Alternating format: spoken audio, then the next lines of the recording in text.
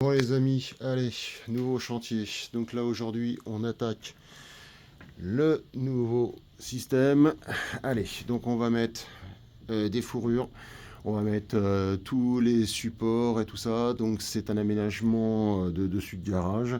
Là il y a une ouverture de porte qui a été faite. Là j'aurais dû avoir un Velux, mais le gars du Velux n'est toujours pas arrivé et nous a toujours pas fait l'ouverture. Donc ça pose un problème pour pouvoir mettre toutes mes suspentes. Donc tout ça, hop, hop, hop, hop, hop. Là ici, on va mettre tout le système, toutes les suspentes jusqu'en haut. On va déjà préparer pour pouvoir mettre après la laine entre là et après on va doubler une fois avec 60 et une fois avec 350 plus ici placo. Donc c'est parti, on y va.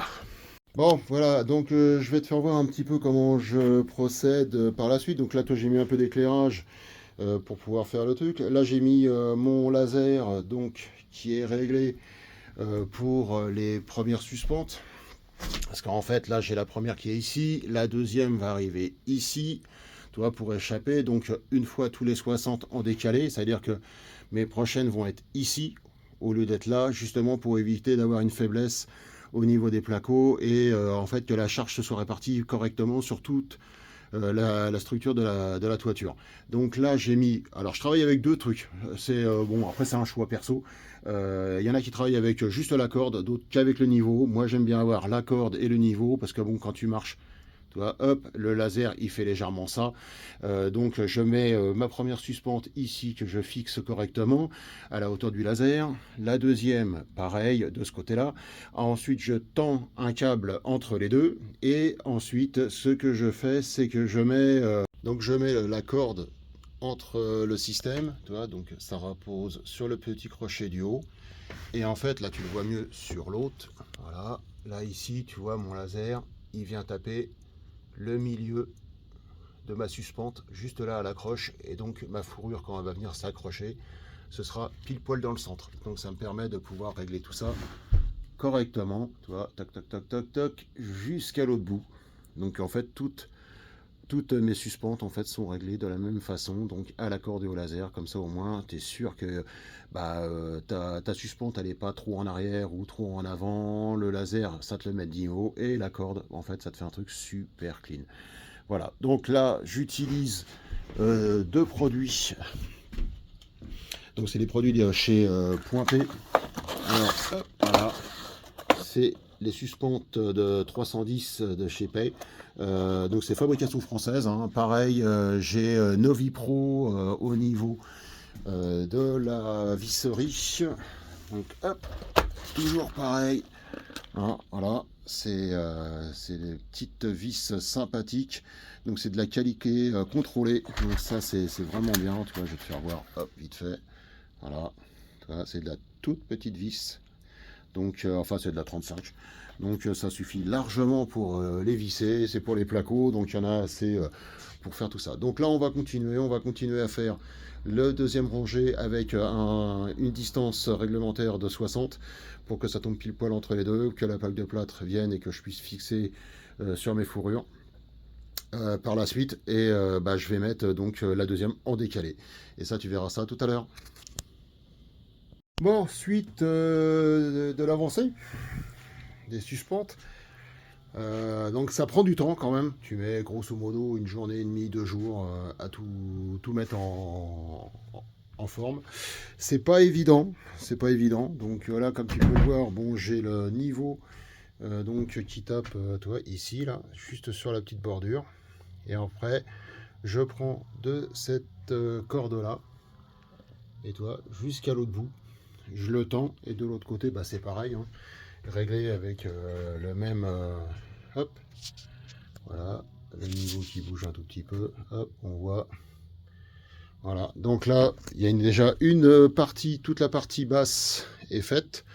La partie haute, je commence. Et après, j'ai cette partie-là que les clients, donc c'est en stand-by, tu vois. J'ai mis ici, de l'autre côté, je les ai réglés pour pouvoir après par la suite au cas où, parce qu'ici, il doit y avoir un Velux sur la partie haute et la partie basse. Donc, mais je sais pas quand est-ce que les gars ils vont se faire livrer et quand est-ce qu'ils vont nous modifier ça. Donc c'est un peu problématique et en fait je peux pas bosser sur cette partie-là. Donc j'avance sans plus, en sachant que là il y a un retour de toit de à peu près 25 cm qui vient jusqu'ici. Donc le véhicule se trouve entre les deux.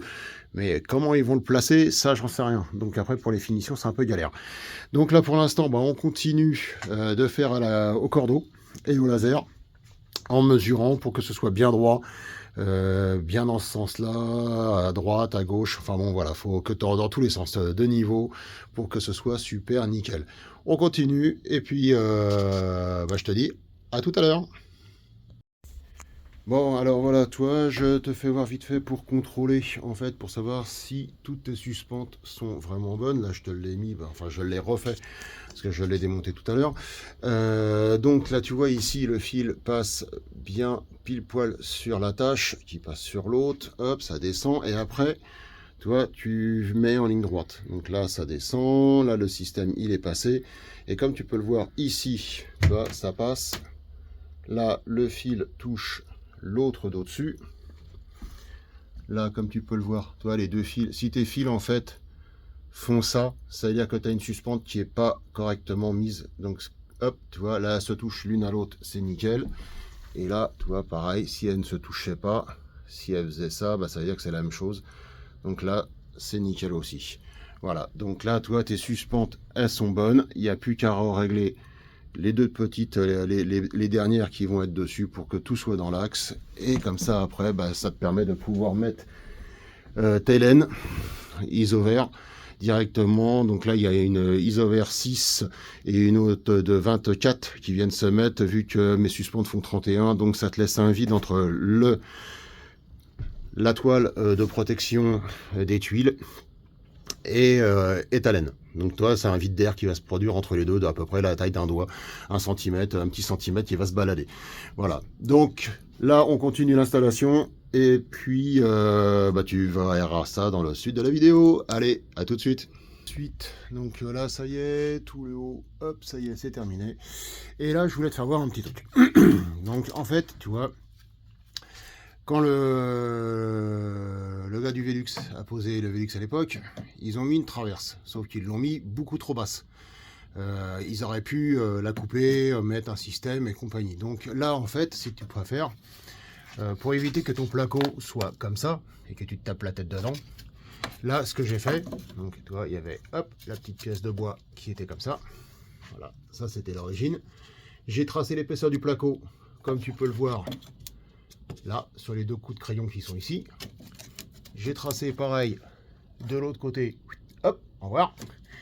Et là, ce que j'ai fait, c'est que j'ai recoupé avec la FEM, la machine, directement. Et j'ai enlevé donc un morceau de bois de à peu près 3 cm de large sur 2 cm d'épaisseur. Donc, qui va permettre que quand le client va passer, il ne se tape pas la tête, il n'est pas le rebord du placo comme ça.